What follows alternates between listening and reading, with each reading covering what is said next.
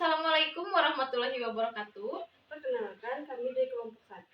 Yang beranggotakan saya Sinta Puspita Dewi. Saya Siti Aingrahima. Nama saya Mutia Lutfi Hansa. Nama saya Silvi Yulika. Kami akan menjelaskan materi mengenai penggabungan usaha atau kombinasi bisnis.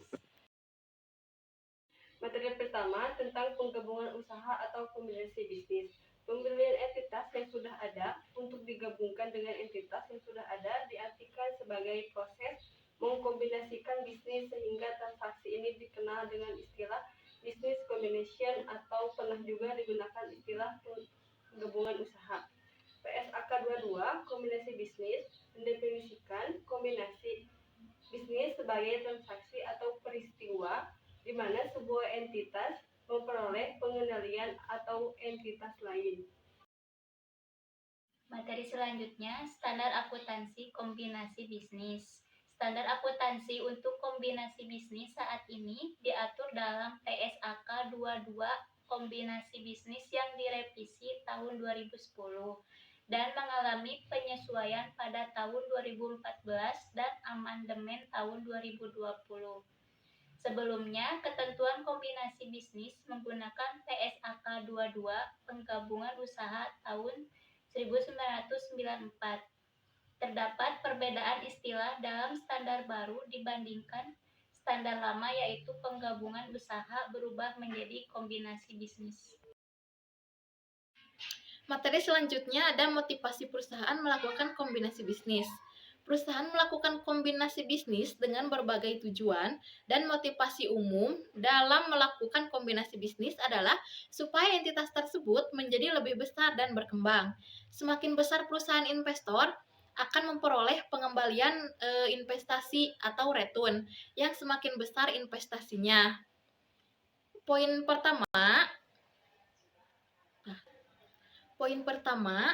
sebagai contoh, sebuah perusahaan roti selama ini bahan baku yang digunakan dan diperoleh dari perdagangan atau agen di pasar. Dengan membeli di pasar, maka harga dan jaminan pasokan bagi pabrik tersebut sangat tergantung dari pihak lain dan pabrik roti tersebut tidak dapat mengendalikan pemasok tepung roti. Sehingga untuk melakukan penghematan dalam hal pembelian bahan baku tepung roti, pabrik roti dapat memutuskan untuk pembeli agen pemasok tepung roti. Yang kedua, menghindari risiko. Sebagai contoh, agar perusahaan roti tersebut berproduksi dengan lancar, maka jaminan bahan baku harus ada. Cara yang dapat ditempuh adalah pabrik roti dapat mengakuisisi perusahaan pemasok tepung roti, sehingga keberlanjutan usaha penjualan roti dapat terjamin dan terhindar dari risiko gagal produksi. Yang ketiga yaitu mengurangi waktu kegiatan operasi. Nah, untuk menghasilkan sebuah produk, perusahaan ini membutuhkan waktu yang lama serta proses yang panjang. Nah, selain itu juga pasti membutuhkan pihak-pihak lain yang berkontribusi dalam menghasilkan produk tersebut. Contohnya, misalnya hampir setiap proses produksi ini membutuhkan bahan bakar atau BBM untuk menjalankan mesin. Nah, bagi perusahaan, untuk mendapatkan BBM biasanya dibeli di depot Pertamina. Tapi terkadang perusahaan harus menunggu kiriman BBM ini dari Pertamina dengan waktu yang cukup lama, sehingga ini bisa mengganggu aktivitas perusahaan. Nah, agar kegiatan produksi perusahaan ini aman, tidak terganggu akibat adanya keterlambatan pengiriman BBM, maka perusahaan ini dapat memberi perusahaan transporter agar pasokan BBM ini aman bagi proses produksi yang dilakukan oleh perusahaan ini. Selanjutnya ada jenis kombinasi bisnis. Yang pertama ada integrasi vertikal. Integrasi vertikal di sini adalah kombinasi bisnis dengan melakukan akuisisi entitas yang memiliki hubungan pemasok atau distribusi. Dalam integrasi ini, entitas dapat melakukan akuisisi hilir dengan melakukan akuisisi pada jalur distribusi atau akuisisi hulu dengan melakukan akuisisi pada jalur pemasok.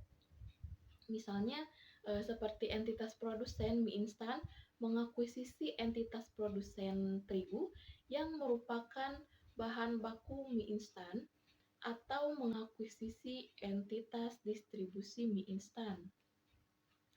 Proses ini disebut integrasi hulu karena dapat juga perusahaan melakukan integrasi hilir dengan mengakuisisi perusahaan retail yang menjual produk mie instan. Selanjutnya yaitu ada integrasi horizontal. Nah, integrasi horizontal adalah kombinasi bisnis di mana dengan melakukan akuisisi entitas yang memiliki produk yang sama atau memiliki produk yang sejenis. Misalnya itu entitas produsen mie instan yang melakukan akuisisi dengan produsen makanan kecil lainnya yang memiliki bahan baku yang sama dengan mie instan, atau misalnya perusahaan semen Gresik yang melakukan akuisisi dengan semen Padang ataupun semen Tonasa, di mana ini dapat meningkatkan skala operasi, juga meningkatkan pasar. Konglomerasi adalah kombinasi bisnis dengan melakukan akuisisi entitas yang tidak memiliki hubungan dengan entitas. Hasil dari integrasi akan terbentuk perusahaan konglomerat, yaitu grup usaha dengan berbagai produk yang dihasilkan dan bergerak dalam beberapa industri yang berbeda. Misalnya, perusahaan mie instan mengakuisisi bank, asuransi, dan perusahaan otomotif. Selanjutnya ada bentuk entitas. Di sini ada beberapa jenis kombinasi bisnis. Poin yang pertama ada merger. Merger adalah kombinasi bisnis yang dilakukan dengan menggabungkan dua atau lebih entitas, di mana entitas yang diakuisisi dibubarkan serta semua aset dan liabilitasnya diambil alih pihak yang mengakuisisi. Dalam merger harus ada pihak yang dibubarkan dan pihak yang tetap berdiri untuk menerima aset dari pembubaran pihak yang dibubarkan. Poin kedua yaitu konsolidasi. Konsolidasi adalah kombinasi bisnis dengan membentuk satu entitas baru yang akan mengambil alih semua aset dan liabilitas entitas yang bergabung. Entitas baru dibentuk dengan mengambil alih semua aset dan liabilitas dari entitas yang bergabung yang telah dibubarkan. Nah, di sini ada akuisisi. Adalah kombinasi dengan pembeli kepemilikan entitas yang diakuisisi. Namun, entitas yang diakuisisi tepat berdiri hanya dikendalikan oleh entitas pengakuisisi.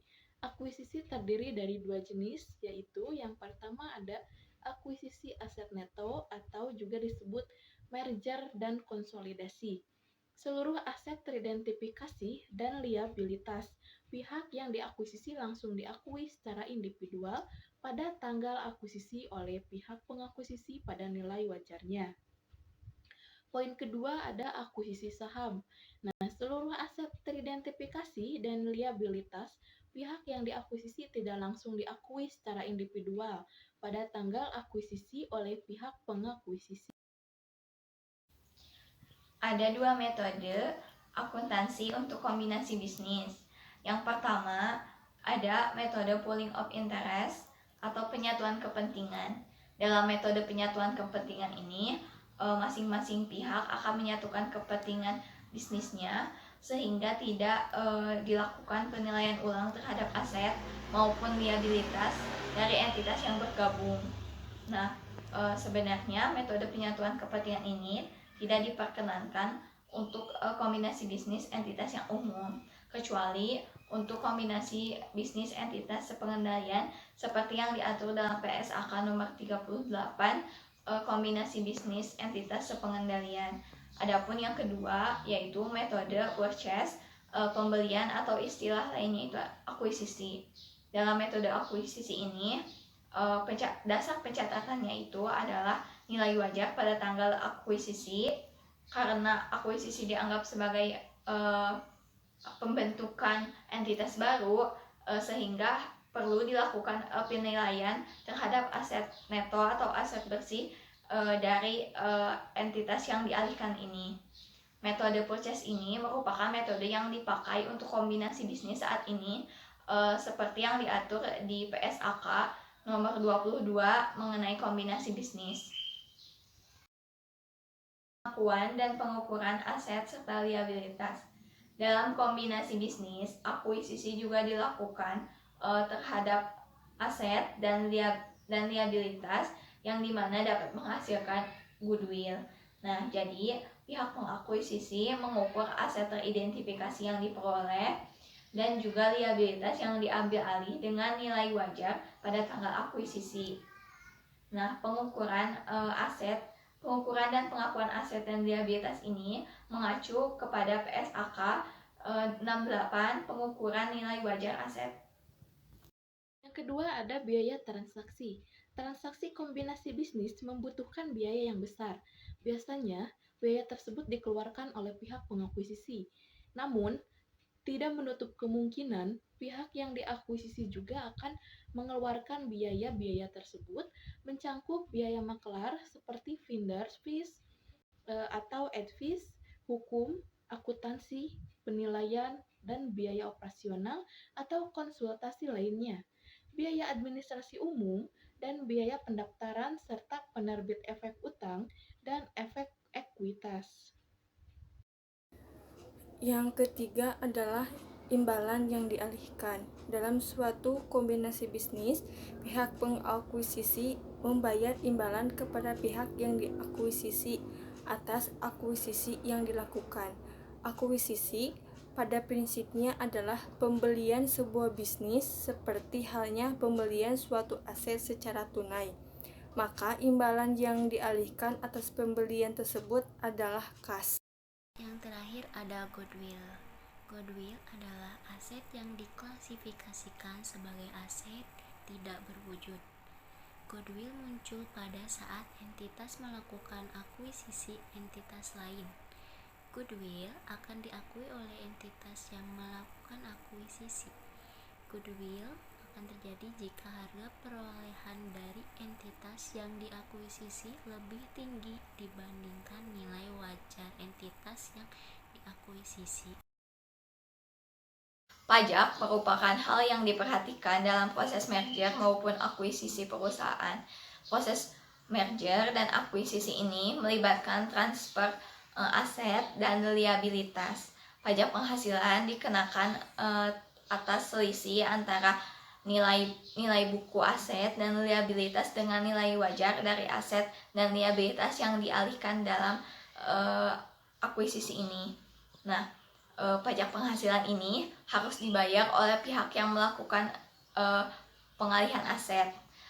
Bila aset yang dialihkan itu berupa tanah ataupun bangunan, maka pajak yang dikenakan itu sebesar 5% pajak final dari nilai jual.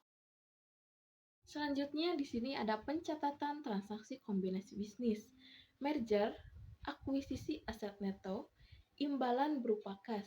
Pada 31 Desember 2020, PT Permata mengakuisisi seluruh aset neto PT Samara dalam sebuah merger. Informasi laporan keuangan untuk PT Permata dan PT Samara pada saat itu adalah laporan posisi keuangan pada tanggal 31 Desember 2020 dalam Rp0 kecuali per saham. Nah, jadi PT Permata mengalihkan imbalan senilai 352 juta untuk mengakuisisi aset neto PT Samara. PT Permata juga mengeluarkan sebesar 20 juta untuk biaya legal. Atas akuisisi tersebut, maka goodwill yang terjadi dapat dihitung sebagai berikut. Imbalan yang dialihkan di sini sebesar 352 juta. Kepentingan yang dimiliki sebelumnya tidak ada nilai karena PT Permata tidak mengakuisisi secara bertahap. Demikian dengan kepentingan non-pengendalian juga tidak ada jumlah karena akuisisi yang dilakukan atas seluruh aset neto PT Samara. Nah, jadi jumlah di sini tetap 352 juta. Dikurangi aset neto teridentifikasi 280 juta sehingga goodwill-nya di sini adalah 72 juta. Selanjutnya di sini ada berikut yang dicatat oleh PT Permata. Pada tanggal 31 Desember, beban di debit 20 juta, kas di kredit 20 juta. Dan pada tanggal 31 Desember, kas di debit 40 juta, piutang usaha 70 juta di debit, persediaan di debit 100 juta, tanah di debit 120 juta, bangunan dan mesin di debit 300 juta, goodwill di debit 72 juta. Dan utang usaha di kredit 110 juta, utang wesel di kredit 240 juta, dan yang terakhir kas atau imbalan yang dialihkan di kredit sebesar 352 juta.